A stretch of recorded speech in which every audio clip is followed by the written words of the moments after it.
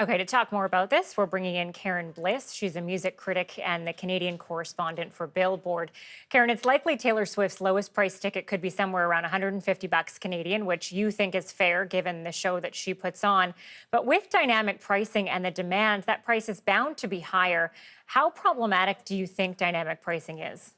I don't think it should exist. I think a product should have a set amount and that should be it. And there should be no surprises when you're in the throes of excitement and trying desperately to nab those tickets before someone else does. Unfortunately, right now it's here to stay. It's been here for a while. It's, a Ticketmaster thing. And yeah, it's not going to be, it could double the price. Doubling the price, though, is pretty high, and there are a lot of young girls desperate to go to one of these shows. It doesn't really seem reasonable that so many in her core fan base wouldn't actually be able to afford to go. What can Taylor Swift and other artists be doing to help bring down the high cost of tickets with this pricing? Well, we've seen with Pearl Jam and most recently The Cure that it can be done. So, it's up to that artist, obviously, if they want to. Pearl Jam and The Cure made it so that you couldn't resell your tickets. And if you did want to, it was called fan-to-fan exchange, I believe. And it's, the base price, whatever you paid for it, that is what you can sell it for. In fact, The Cure was so outraged because some of their lower price tickets were $20.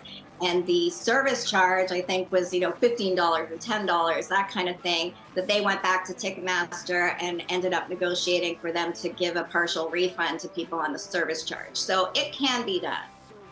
Yeah, I think for the Seattle show, some of the worst seats in the house were going for, around 7,000 a pair on the resale market.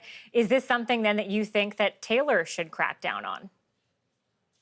I mean, as I said, the only way that she can crack down on it is, by not allowing the tickets to be resold to begin with, right? So, it's a free market. People can sell or try to sell tickets for whatever price they want, just like we even do that for any item we have on, a lawn sale or Kijiji. So whether a person pays that is another story.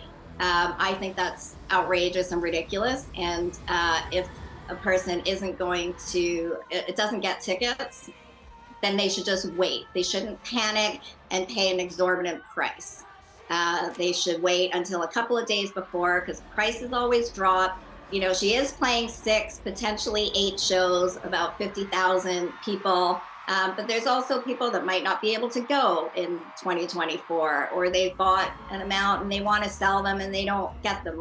Just wait until the stage is set up and look, there's always releases. There's things called holds that are put, aside for people in the industry and for sponsors. They release those.